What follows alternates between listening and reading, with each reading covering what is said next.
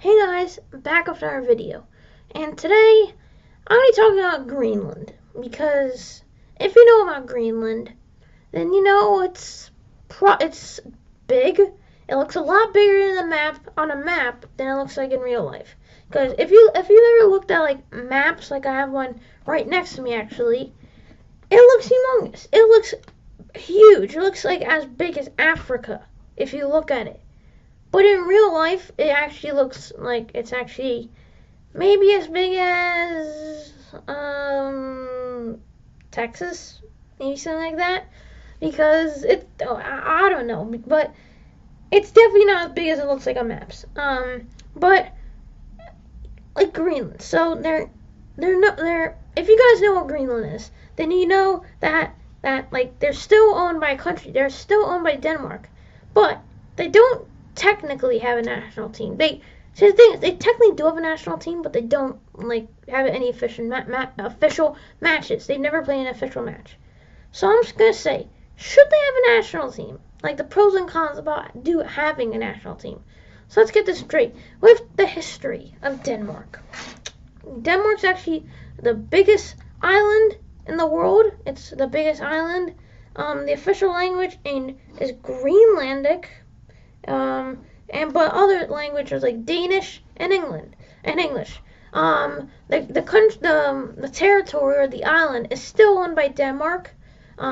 So it actually puts Denmark the 12th biggest country. So if you think about that, Greenland is, if you were to add Denmark's mass, it's not even bigger than the DR Congo. So if you look at a map, look at DR Congo versus Greenland, it definitely does not look like that. So yeah, their capital is Nuuk. Nuuk, the capital, is their capital. It's definitely their biggest city by like a pretty big margin. They also and most of the people there are Inuits. Like 90% of them are Inuits. And 10% are like Christians, or from other countries. But now let's get into the late history. Greenland was found from Norse settlers named the island Greenland in the Icelandic age sagas. The Norwegian-born Icelander Eric the Red was the man who found it. He was exiled from Iceland, and he actually found Greenland. So yeah, and he named it Greenland. Even though there's no green in Greenland, he still named it Greenland. Because probably green wasn't a word back then. I don't know, maybe. There's also some other stuff. The Kabalat are the indigenous people of the Greenland island. There's Greenlandic Inuit people who have it. And also, fun fact, in 2017, the U.S. tried to buy Greenland from Denmark for a lot of money, but they said no. Because if you think about it, Greenland is such a good resource. They probably have a lot of natural resources. Why would Denmark ever want to get rid of Greenland? Because it's such a big. It is a big island, and it does help a lot. And I understand why our country would want to buy it from Denmark, but it would make still no sense for them to buy Denmark. So now we get into the 1300s maybe. The Thule people are the ancestors of the current Greenlandic population. The Paleo Inuit have been there for a long time. And then also Denmark took it had a lot. It was Norway. It was part of Norway until 1814. I want to say. Let me check right now. Yeah, it was part.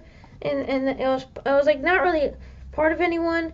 It was part of Norway from 1262 to 1721, then becoming a Danish Norwegian colony from 1721, and then it became part of Denmark in 1814.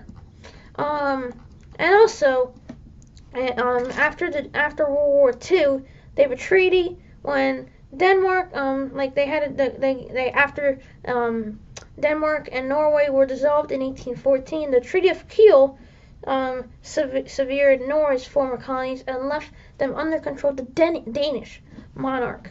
Norway occupied then uninhabited eastern Greenland as Erik the Red's land in 1931, claiming that it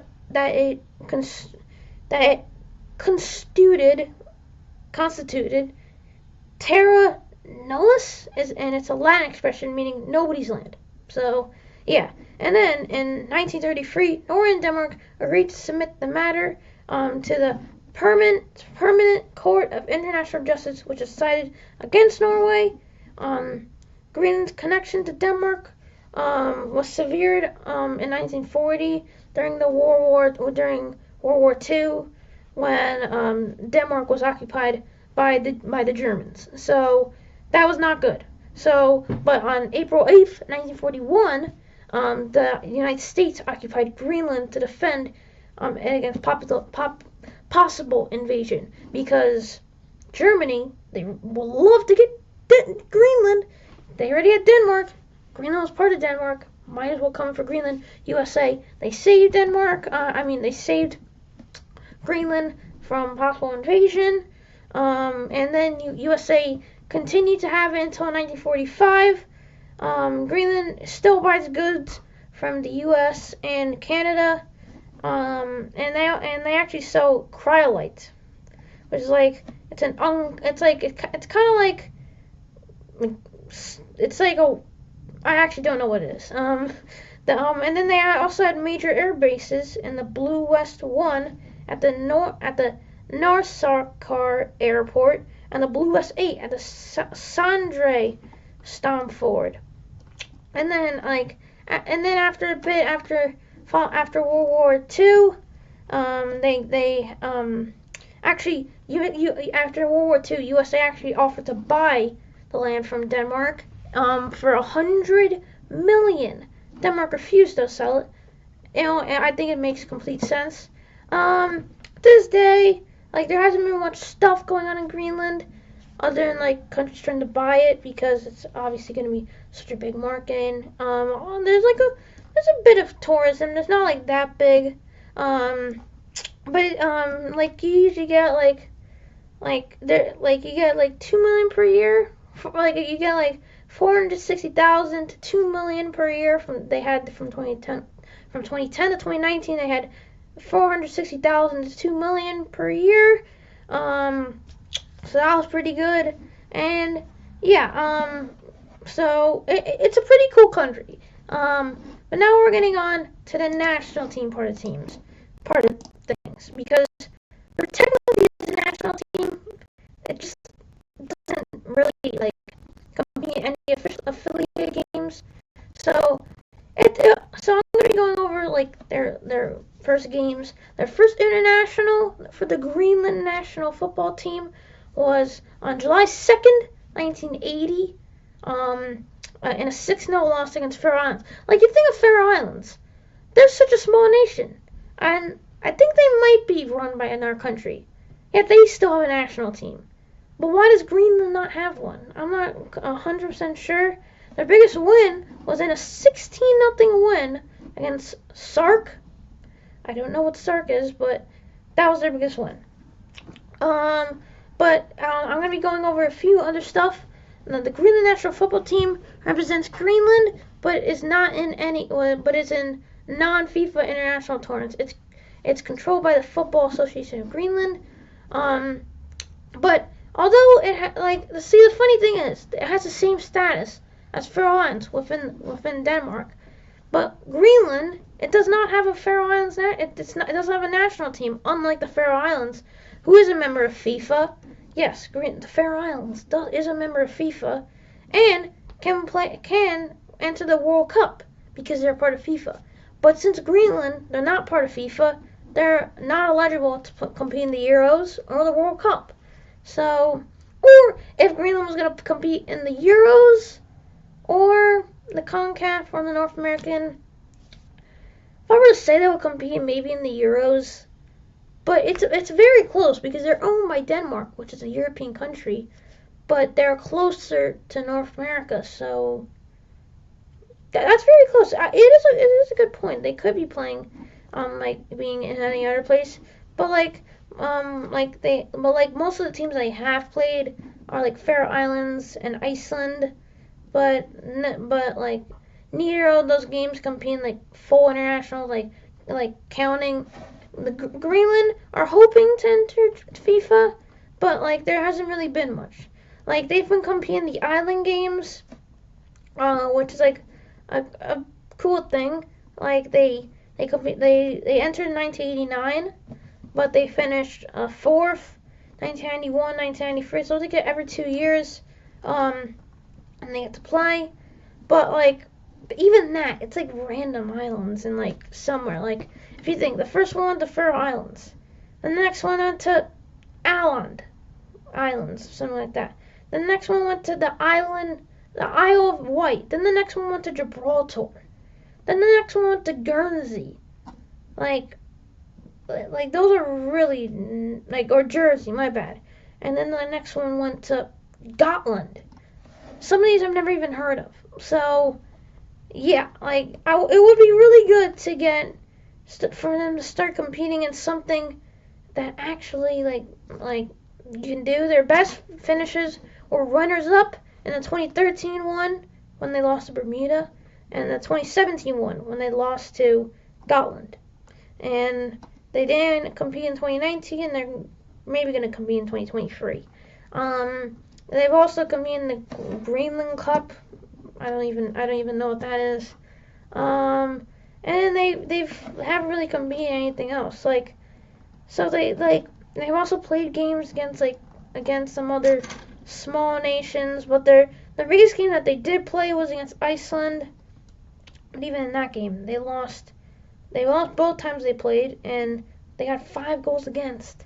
And like their biggest opponents have been Faroe Islands, Bermuda, Iceland, and like maybe Falkland Islands. But like other than Iceland and like Faroe Islands, who else are you even gonna think about? Because if you go on their wiki, there's nothing really that big.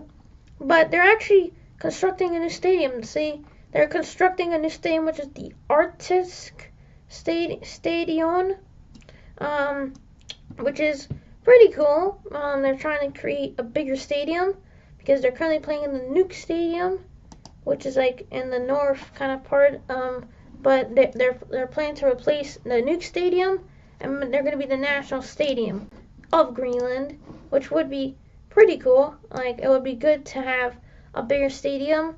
It's going to allow, and a good point, the stadium, that if they do build a stadium or they do finish it, it would allow Greenland to participate in FIFA and UEFA competitions. Because see, the thing is with their current one, Nuuk Stadium, it's just outside. Like it's a turf, maybe grass pitch, like it's a turf pitch, but there's no like stadium. It's not like an actual stadium where you have like the stands and stuff. No, it's not like that.